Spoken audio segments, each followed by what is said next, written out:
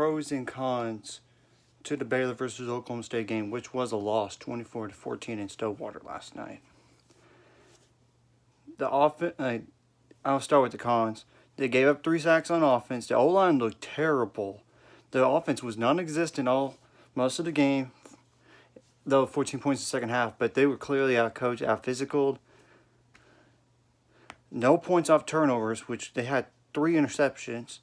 The defense gave up over 402 yards, and 220 of those were on the ground. That's bad. 9 penalties for 82 yards. Of course, you got outpossessed. 34 minutes, 26 seconds to 25 minutes, 33 seconds. Too many punts. I mean, that's ridiculous, seeing too many. Gary Bohannon had an off game, 13 for 27 for 173 yards. Tristan Ebner, R.J. Sneed, Tyquan Thornton were nowhere to be found in this game. Of course, the play calling was bad on offense, too.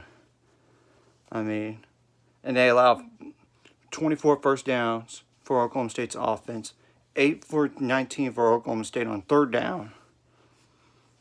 And the offense on third down for Baylor offense was 3 for 15. I don't get it. That's not really good. Now the pros, the defense did enough to win this game. They only allowed 3 touchdowns. But really, it still wasn't enough.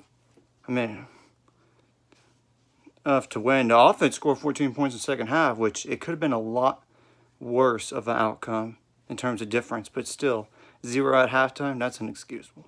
The defense did force 3 interceptions, but Drew Strada had his best game up to date. 6 receptions for 88 yards, and Abram Smith had a 55-yard rushing touchdown, which he had 10 rushing attempts for 97 yards. So those 2 guys combined had over half the Baylor's offense in this game. Isaac Power, he had too many punts once again, but 9 punts for 378 yards. The average was 42 yards. The long was 68. You made every extra point, and the special teams coverage was good. Well, here's a quote from Dave Aranda after the game. I'm very disappointed in our competitive maturity. We're at a stage right now where something we talk about and give examples about, and something that is very important and central to us is not showing up. It's something that I take as a heavy, heavy blow. It's something that I'm very committed to improving. We talk about something like this is going to cost us a game, and it just did. The locker room is very somber with that thought. I think getting home tonight, putting the tape on, making the corrections, I think there's things coaching-wise we can certainly correct. I think there's things offensively, defensively, and special teams we got to address and get better, getting better going forward, getting better. I think this is a defining moment in terms of where we go from here.